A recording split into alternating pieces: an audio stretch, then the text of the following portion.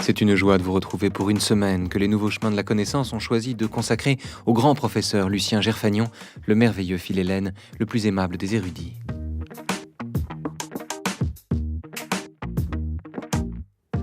Socrate, Plotin, Platon, Saint-Augustin, Pascal, Jankélévitch et même Sartre, le vrai Sartre, le bon Sartre, le Sartre de la nausée, seront les compagnons posthumes et vivaces de cette longue conversation avec celui qui les ressuscite dans des livres dont l'érudition n'entame jamais la légèreté.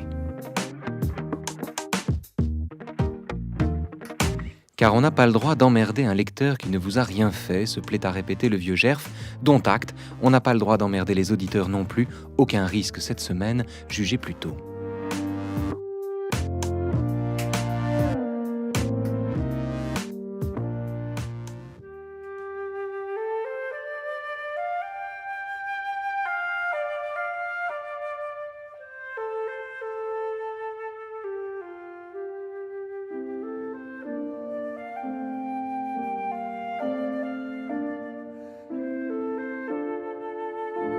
La meilleure façon de parler de vous, Lucien Gerfagnon, c'est de parler des autres, car c'est vous-même qui le faites, et donc c'est de cette façon-là qu'on va aborder votre œuvre, votre travail, et en particulier l'histoire de la pensée. Mais alors, il y a deux façons de s'étonner, et d'ailleurs, il y a deux Socrates. Revenons à ces deux façons de s'étonner. Une première qui serait de s'émerveiller que les choses soient ce qu'elles sont, en somme de ne pas se satisfaire de leur simple présence, mais d'être stupéfait par leur présence, oui. Quand bien même on pourrait les prévoir d'ailleurs, ça n'a rien à voir avec le fait d'être surpris. Et une autre modalité de l'étonnement qui orienterait la philosophie vers un savoir presque objectif, qui serait de dire que l'étonnement est le point de départ de la philosophie et doit nous conduire à sa résolution par le concept. Et il y a deux Socrates à ce titre. Il y a le Socrate qui nous démange, qui nous titille, qui revient sur nos certitudes, qui, comme vous le racontez, aux généraux réclame une définition du courage, à l'ecclésiastique s'informe de ce qu'est la piété, à un sophiste demande si la vertu s'apprend, etc. etc. Et ils croyaient tous savoir ce que c'était. Donc le Socrate qui montre à celui qui croit savoir qu'en somme il ne sait rien. Et il y a un autre Socrate, peut-être plus dogmatique, qui lui donne le contenu de la vérité, qui, à mon sens, moins sympathique. Je ne sais pas ce que vous en pensez. Mais il le donne, il doit y avoir dans son, disons, dans son âme, pour faire joli, un soupçon d'ironie. Il ne peut pas lui-même s'assimiler à ces gens qui détiennent la vérité. J'aime beaucoup cette expression, détenir la vérité. La vérité est en détention. Je dirais qu'elle est toujours en détention provisoire. On va revenir un instant, parce que j'ai eu le tort de commencer cette émission en vous proposant d'enjamber l'épisode des présocratiques. Peut-être c'est un tort. Allons à l'ancêtre de Platon, c'est-à-dire aussi l'ancêtre de Socrate, celui à l'endroit de qui il prétend commettre un parricide, Parménide. Parménide, oui. L'auteur d'une tautologie extravagante qui dit que ce qui existe existe et ce qui n'existe pas n'existe pas, qui est la chose la plus facile à dire et la plus difficile à admettre, peut-être. Oui, et en même temps, la seule qu'on puisse dire, l'être est, le non-être n'est pas. On a fait de Parménide, à la suite de Platon, un penseur de l'absolu, d'un absolu à peu près désincarné, en somme, de l'immuable qui surplomberait notre monde en devenir, et donc nos affaires périssables.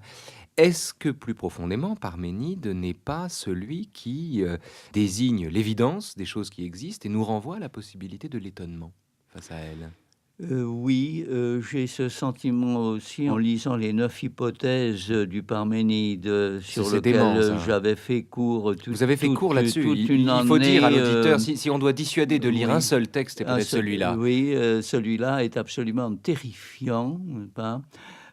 Toutes les hypothèses possibles et imaginables quant à l'être et s'il est, s'il n'est pas, avec toutes les conséquences. Mais la question qui se posait, c'est toujours dans le temps que ça se passe. Et le fait qu'on ne prenne conscience des choses, et de soi-même prenant conscience des choses, que dans le temps, nous n'avons jamais de présence au présent, que momentanée, et même la rencontre avec l'absolu, c'est un vœu. Cette rencontre ne pourra jamais être que l'espace d'un instant, Que dans le temps. d'un éclair. Tantôt, je du temps. m'éveille à moi-même, n'est-ce pas? Voilà, exactement. Mais là, on s'éloigne tout de ça. Socrate pour aller vers l'un de ses interprètes, Ben, puisque oui, bien sûr, mais celui que vous préférez et dont nous parlerons un peu oui, plus tard, car oui, il faut réserver le meilleur pour plus tard, c'est Plotin, hein. bien On en sûr, bien parlera, sûr. le lecteur prodigieux de Platon, Oui, et le vrai, et dont un Augustin, par exemple, qui pourtant n'était pas commode, dont un Augustin a pu dire que Platon était en lui, en quelque sorte, ressuscité. oui, alors Oui. il l'a ressuscité et en Pour même temps, il qu'Augustin lui a lui donné dit, une oui, il l'a tiré également du côté de philosophie qui, oui, pourtant, oui, semble ne pas s'en réclamer. C'est comme étonnant. on fait pour chaque fois qu'on lit un philosophe, on le transforme en quelque chose qui n'avait pas prévu, mais si c'est ce quelque chose-là qu'on le transforme, c'est bien parce qu'en lui, il donnait à d'autres.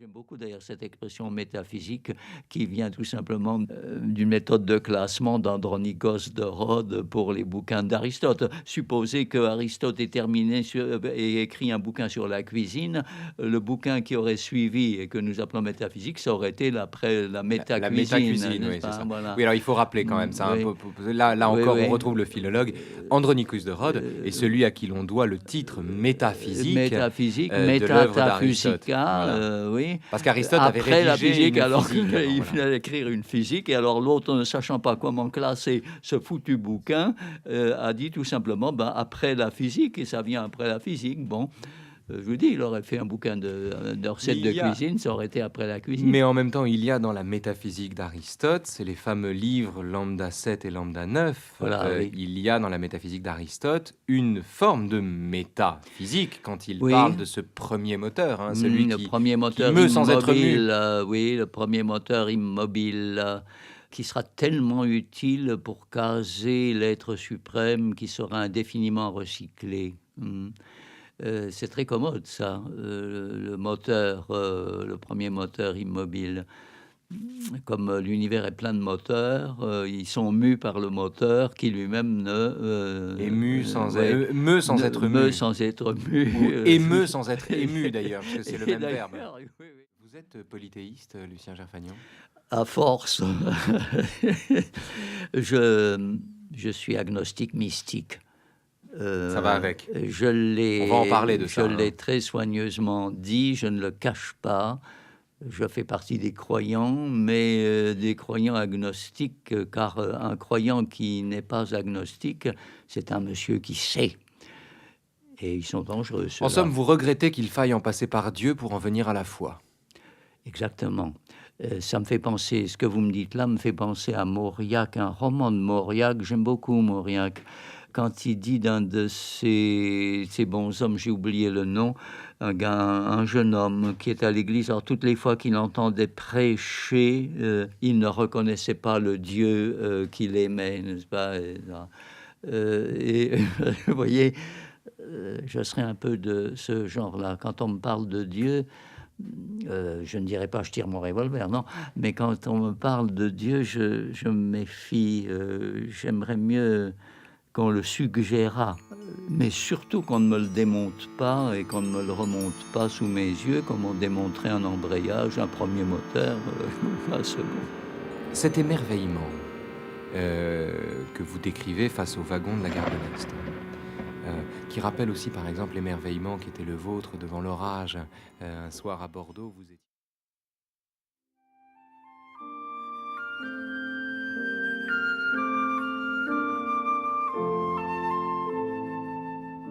Aristote, écrivez-vous, laissait derrière lui une œuvre colossale, vraie encyclopédie qui réunissait et ordonnait la somme des connaissances de son temps. Pour la suite des âges, il allait être, après saint Augustin, le philosophe, indéfiniment lu, commenté, et il faut bien le dire, exploité comme un gisement de matériaux. Il est le maître de ceux qui savent, que chante la divine comédie. C'est de l'Aristote que cite Virgile aux Enfers, de l'Aristote encore que cite Béatrice au Paradis. Autant le dire sans ménagement, Aristote est sans charme ni attrait. Platon souvent s'envolait et nous emportait vers les cieux. Aristote reste sur terre parce que c'est là notre séjour et que les cieux nous sont inaccessibles. Est-ce qu'Aristote n'a pas néanmoins la sagesse d'être, après Platon, un philosophe du praticable, du vivant? Oui, c'est un grand.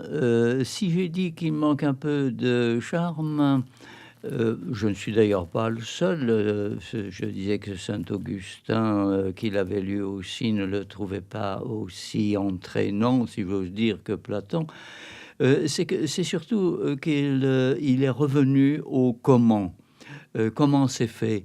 Donc il est revenu aux gens qui, 150 ans. Vous dites qu'Aristote est prudent, donc ça peut nous amener à un concept qui est proprement aristotélicien, qui est le concept du kairos, c'est-à-dire le moment opportun. Le moment Et opportun. donc, est-ce qu'on ne peut pas dire d'Aristote que, certes, il se pose la question du pourquoi, du comment, comme vous l'avez dit, mais surtout, il se pose une question que, il me semble, aucun philosophe ne s'est posée auparavant, qui est du à quel moment, Du à pratique, quel moment voilà. agir.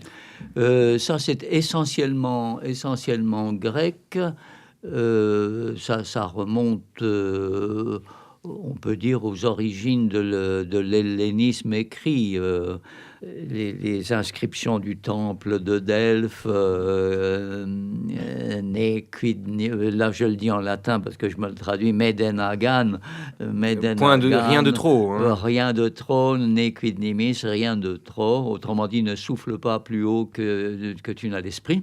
Qu'en termes galants, ces choses-là sont dites, Lucien Gerfagnon. Autant connais-toi toi-même, ça ne veut pas dire livre-toi aux joies de l'introspection, mais ça veut dire fais gaffe, tu n'es pas un dieu. Donc attention, n'en remets pas.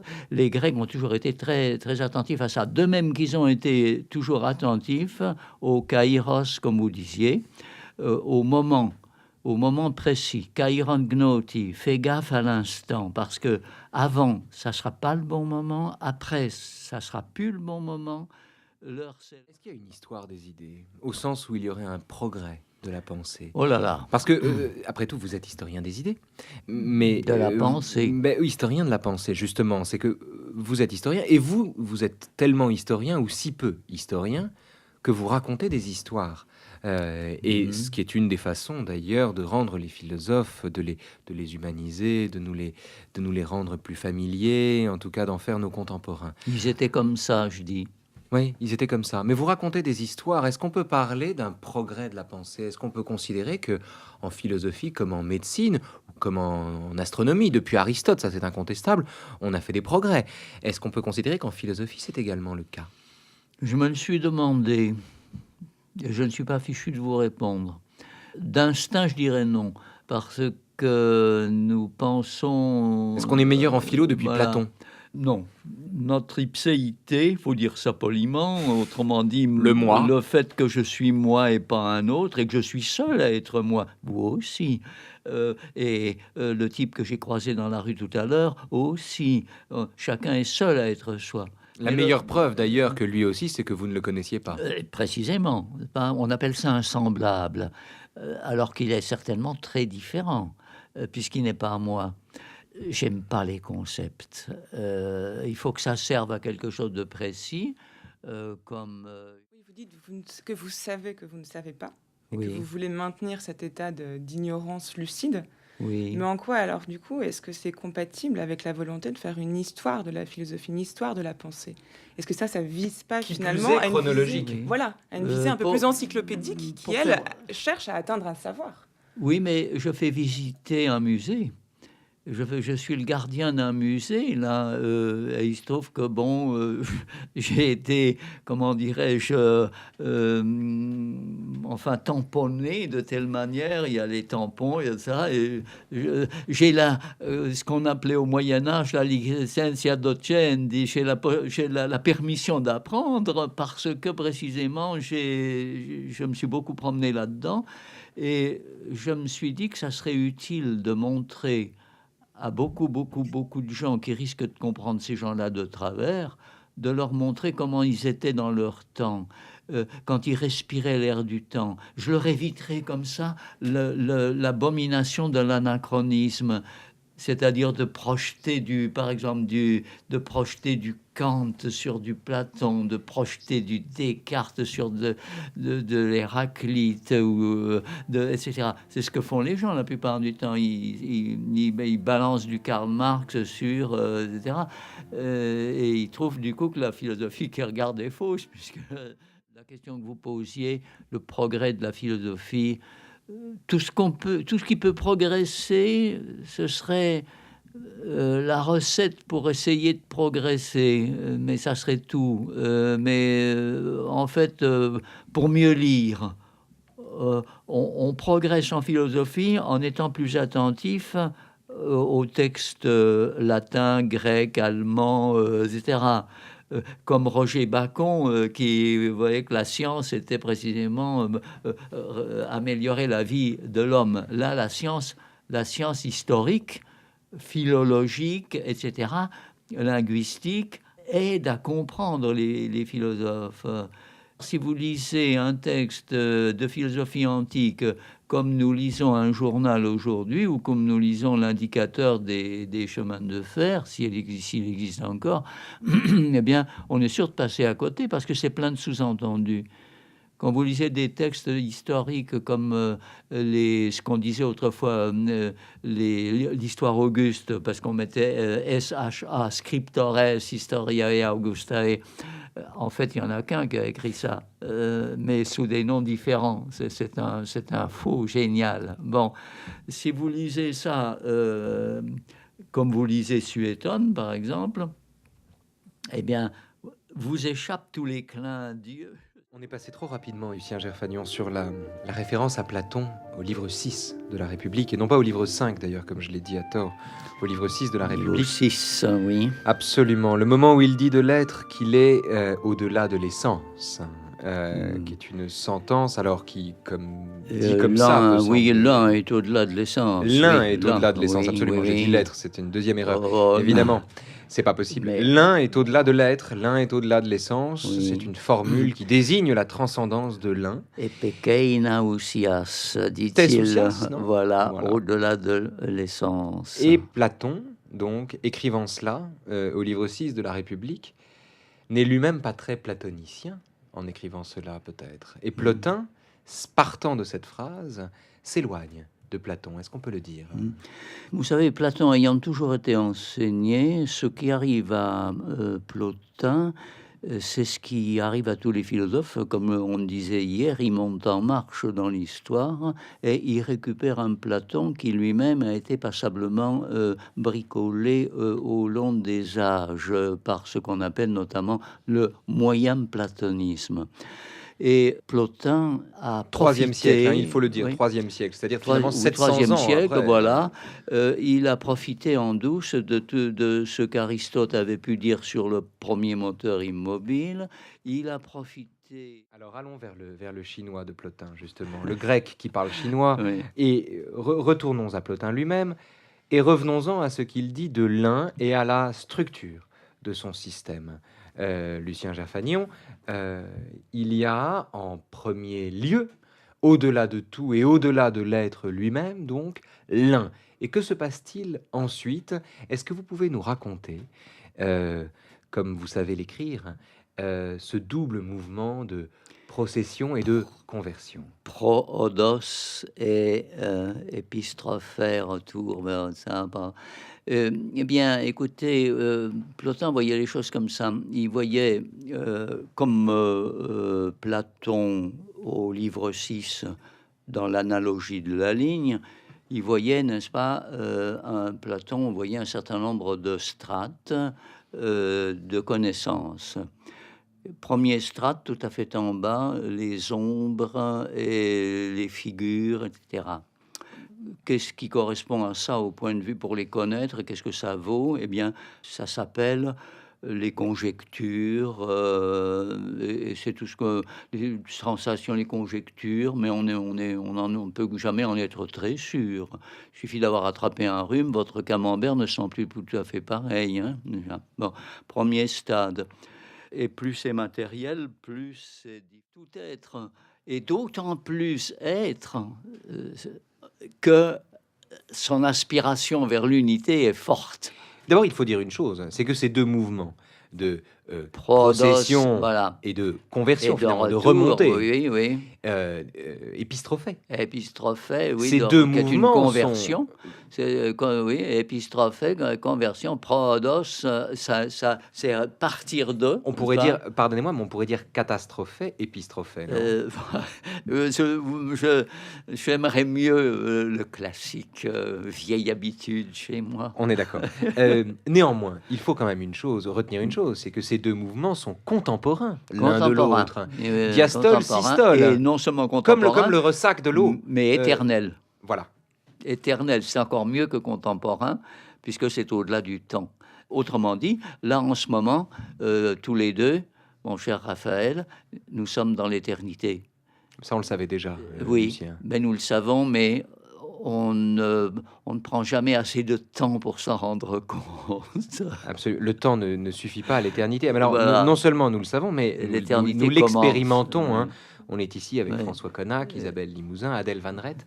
Et nous sommes autour de la table, Oui, autour de une votre table qui existe. chez vous, et j'ai sous les yeux votre histoire des idées, et juste à côté, le volume.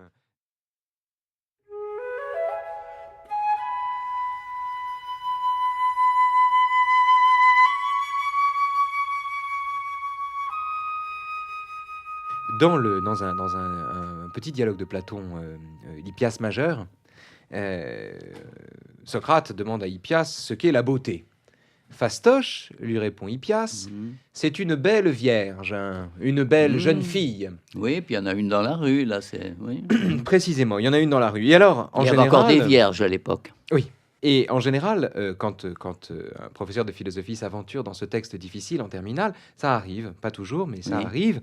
En général, c'est pour dire, mais Hippias est un imbécile. Hippias est un imbécile qui ne comprend pas que ce que Socrate recherche, c'est l'essence de la beauté, comme l'essence de la justice ou l'essence de la vertu. Or, le vrai de vrai. Le vrai de vrai. Oui. Or, pourtant, la réponse d'Hippias est peut-être plus plotinienne que platonicienne, et c'est là que je voudrais en venir. Est-ce qu'Hippias ne sous-entend pas tout simplement que de la même façon qu'on ne croise pas l'homme en général, on ne croise pas la beauté hors de ce qu'elle est, de ce qu'elle devient, en somme que la beauté n'est pas un idéal, ni corrélé à l'idée du bien, mais tout simplement un hasard? Ça veut dire aussi que la beauté, elle est dans chacune des... Quand Plotin, j'en reviens à la beauté, quand Plotin débarrasse la beauté de la symétrie, quand il la détache finalement de l'ordre de la connaissance ou de l'explication au profit de l'ordre intime de l'intuition ou de la compréhension, reste-t-il platonicien, plus platonicien que Platon, ou bien se sert-il de Platon pour sortir du monde de l'intelligence au profit du monde de la sensibilité? En fait, Plotin n'est pas tellement pris par le monde sensible, par la sensibilité. Il n'est pas prêt à exagérer en quelque sorte le rôle de la sensibilité de tout un chacun, parce qu'il sait qu'elle est fatalement d'ordre matériel. Ça serait plutôt que la sensibilité, ça serait plutôt quelque chose qui est l'intelligence, la spiritualité, l'intellectualité. Je dirais spiritualité. La spiritualité au-delà. Vous voyez, je prends exprès les degrés, là, je monte les degrés, la rationalité, l'intellectualité, etc. Et cette intuition, en arriver à l'intuition, et l'intuition qui a ceci de particulier, c'est qu'elle échappe au temps parce qu'elle ne peut pas s'installer définitivement dans le temps. L'intuition est toujours un instant, c'est un entrevoir, on ne peut qu'entrevoir. Il y a chez Plotin un moment où il dit « je m'éveille à moi-même ». Voilà, et après... On va parler, Lucien Gerfagnon, de cette famille de pensée, cette famille qui est la vôtre, qui, disons, il y aurait un arrière-grand-père, Plotin, dont on va reparler, un grand-père. Papy Plotin, en quelque sorte. Grand-papy Plotin. Grand-papy Plotin. Papy Bergson, fiston Janquet, Vladimir Jankélévitch, et le tout petit, le tout jeune Gerfagnon. Tout jeune, qui n'est jamais que dans la 88e. Voilà. dernier né de cet automorphisme céleste qui part donc du plotinisme pour en venir au XXIe siècle. C'est de Oui. cela qu'on va parler maintenant et aujourd'hui. Et pour ce faire, partons donc de votre arrière-grand-père, Plotin, Et euh, oui, et repartons de lui et posons, si vous voulez bien, une tension qui lui est propre, hein, qui est ce rapport à la transcendance. Si l'un est au-delà de l'être, hein, et s'il engendre oui, l'être, hein, et si on le retrouve dans la moindre expérience qu'on peut faire, expérience non pas de l'unité des choses, mais de leur unicité, disons de leur singularité. leur singularité, l'unité dans la diversité, L'unité dans la voilà, diversité, comme disent les politiques d'ailleurs. voilà. Si on le retrouve comme ça, mais alors il y a quand même un problème. C'est le problème du mal. Ce que vous disiez tout à l'heure, vous avez cité Pascal, Oui. enfin en des termes pascaliens, vous parliez dans des Mhm. termes pascaliens pour dire qu'il fallait tenir les deux bouts de la chaîne. Plotin, à un moment, parlant du mal, en parle tantôt comme l'effet de l'âme qui se regarde elle-même, au lieu de regarder le lieu d'où elle provient, et qui donc, au Oui. lieu de s'élever, perdue dans la contemplation d'elle-même, Dégringole, déchoit, oui, tantôt il fait du mal une puissance autonome, diabolique, presque maléfique, qui nous tirerait comme on nous tire par les pieds, qui nous oui. tirerait vers le bas. Et ça, c'est la matière pour lui. Voilà. Alors il y a donc chez Plotin deux définitions du mal, le narcissisme et la matière en somme. Et Oui. mais pour en revenir là-dessus, pour terminer là-dessus, il en vient à un moment à dire le mal est comme un esclave, donc autonome en un Mhm. sens, c'est-à-dire une entité séparée des autres, Mhm. esclave qu'on aurait enchaîné dans des chaînes en or, tenant par là même les deux bouts Mhm. de la chaîne, entre d'un Oui, oui, côté oui, l'autonomie du ça, mal ouais, et de ouais. l'autre côté le Mhm. fait qu'il Oui, relève quand même de l'un, oui. de l'unicité du monde. Euh, Qu'en est-il? Comme m'avait dit un collègue, une fois nous en parlions, un collègue qui s'y connaissait fort dans ces choses, Henri Duméry, qui a travaillé sur les religions, qui est un grand savant. On va en venir au grand-père, c'est-à-dire à Bergson. Ah, Bergson qui est infiniment et indéfiniment plotinien, dans la mesure d'ailleurs, on peut peut-être partir de là, dans la mesure d'ailleurs où il n'y a pas de place chez Bergson pour la négativité, justement. De la même façon que il n'est de mal qui ne soit la privation d'un bien chez Plotin, il n'est chez Bergson de négativité ou de désordre qui ne soit au fond une attente déçue ou une positivité qui ne correspond pas au désir qui était celui de l'homme. Ainsi, Bergson est tout entier plotinien dans la mesure où il fait de la négativité l'effet, la mesure en somme, de la même façon que Spinoza fera du hasard la mesure de notre oui. ignorance, Bergson fera du désordre la mesure de nos attentes déçues. Ça tient sans doute, à mon humble avis, à la période même où se déploie la pensée de Bergson. On est à une période où on est en plein rationalisme, en plein scientisme. Rappelons que On, Bergson a vécu à part égale 41 ans au 19e et au oui, 20e siècle, oui, et puisque que son premier texte, il avait 25 oui, ans, oui, c'était sa thèse, oui, c'est en 89, oui. et donc on est en plein positivisme triomphant. Absolument triomphant, et dans ce que Merleau-Ponty a appelé. Mais oui, mais l'un des autres, on en avait déjà parlé d'ailleurs au Nouveau Chemin de la Connaissance ensemble, mais l'un des Mhm. autres a parlé de Plotin et a parlé du temps de cette façon.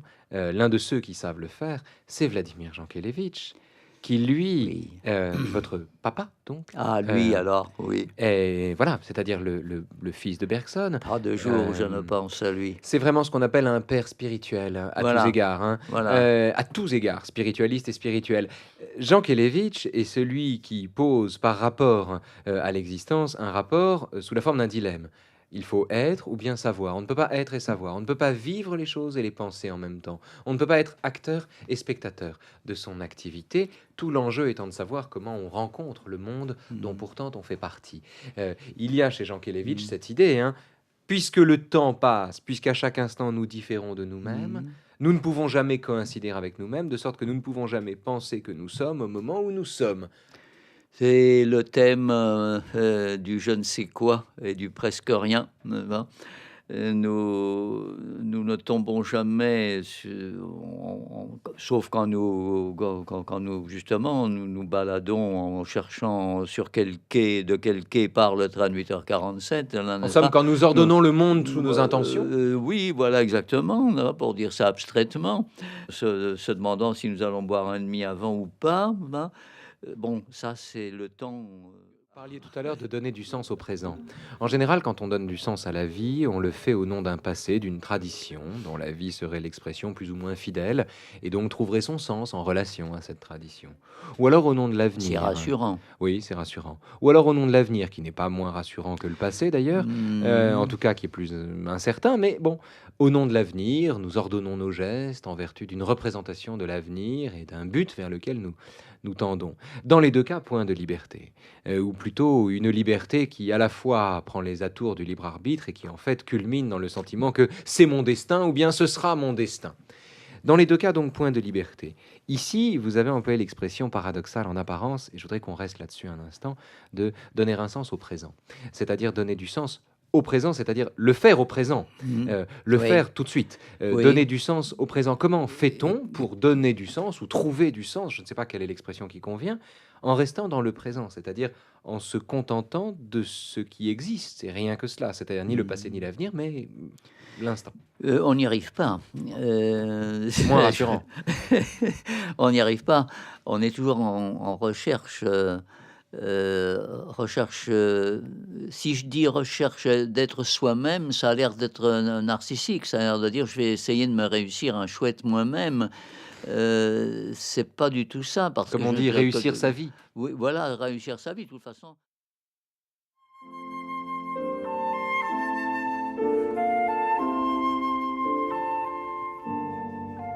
Il y a jusqu'ici, dans toutes nos conversations, Lucien Gerfagnon, un grand absent. Un grand absent dont vous brûlez de parler à Aurelius Augustinus, mieux connu donc sous le nom de Saint Augustin. Et avant d'en venir un tout petit peu à sa biographie, à son parcours, à celui qu'il était, 359, 430. voilà, avant de dire tout ça, et l'Empire en lambeaux dans lequel il est Oui. mort, etc., avant de dire tout ça, pour faire la transition avec ce qu'on disait hier, hein, commençons, si vous en êtes d'accord, par ce qu'Augustin lui-même disait du temps. Oui, dans ce beau passage des Confessions où il pose la question quid est tempus sinemo, etc. Je ne vais pas le dire en latin. Sinemo quaerat. Voilà, si quelqu'un ne me pose pas la question, je le sais, mais si jamais quelqu'un vient à me poser la question, eh ben, je ne sais plus. Et après, il y a un long et beau passage, très long mais très beau passage, où même si le mot ne vous agrée peut-être pas trop, ou l'idée, j'ai reconnu une sorte de phénoménologie du temps. Il essaie de comprendre de discerner sur le trajet. Est-ce que les confessions d'Augustin, qui sont souvent perçues, en particulier quand on ne les lit pas d'ailleurs, comme le passage du péché à la rédemption, ne sont pas davantage le passage de la condition temporelle à l'éternité? Tout simplement parce que les confessions, c'est une histoire d'amour. C'est une histoire d'amour, une histoire d'une rencontre. Confessio, en latin, ça veut dire pas seulement un aveu comme aujourd'hui. Il y a une nouvelle édition des confessions qu'on a appelée les aveux. Les aveux, oui. Je vois, j'ai rencontré ce collègue, et Le puis nom nous m'échappe en à l'instant, avons, il nous en nous en avons pardonnera. bavardé dans je ne sais plus quelle émission Boyer, télévisée. absolument. Voilà. Oui, mais il y a, bien sûr, il y a le côté aveu par ceux qui se regardent d'un très sale œil, Augustin, mais avant tout, la confessio, c'est la confessio laudis, c'est une confession de louange. Il loue Dieu, il le loue, et il le remercie en même temps, il le chante. Pourquoi? Eh bien parce qu'il se dit, et j'ai dit, mais il lui dit, mais enfin mon Dieu, qu'est-ce que vous avez bien pu me trouver, étant donné que je me trouve moi-même parfaitement dégueulasse, et vous m'avez aimé au moment même où je ne vous connaissais pas, où je ne me connaissais même pas moi-même. Il y avait Quel rapport avec Plotin? un rapport très grand, viscéral, j'allais dire. C'est par le plus grand des hasards, semble-t-il, que Augustin, ayant quitté le monde catholique parce qu'il trouvait que la Bible c'était absurde, tout ça, il y a plein d'histoires salées, il ne comprenait pas. En revanche, il continuait d'aimer Jésus, il avait gardé le Nouveau Testament et envoyé promener l'Ancien, juste ce que les manichéens, une secte de l'époque, faisaient. Voilà. Avec le Dieu du bien, le Dieu du mal, et le Dieu du bien c'était Jésus-Christ, et le Dieu du mal c'était le Dieu de l'Ancien Testament, comme on dit, qui était le démiurge d'un monde loupé d'un bout à l'autre, puisque le mal était partout, il était même en soi-même. La preuve en est moi-même, disait Augustin, regardez tout ce que j'ai fait. Il en remet même. Voilà. Et ces 9 ans passés auprès des manichéens, Oui. c'est Plotin qui l'en a détaché? Eh bien, il y avait pas que Plotin, il y avait toute la science grecque et romaine. Il vous cite les catégories d'Aristote, qu'il a l'air de savoir comme il avait su son autre père autrefois. Il avait même, il avait fait un petit peu toutes les philosophies. Il cite un nombre considérable de philosophes. Il était philosophe dans l'âme, ce sacré Augustin. J'ai compté, je ne sais plus combien. Mais Augustin devient lui-même, se Voilà, il débarrasse des devient lui-même. manichéens, découvre Plotin, découvre Platon, devient lui-même, s'affranchit de tout cela, se tourne vers Dieu, et en même temps, il entame dans les confessions le récit d'un homme qui se dépouille progressivement de tout ce qui constitue son identité. Il le dit lui-même d'ailleurs, hein. Oui. Nom, histoire, lieu, place n'y changeront rien. Son sujet empirique l'intéresse de moins en moins à mesure qu'il devient lui-même.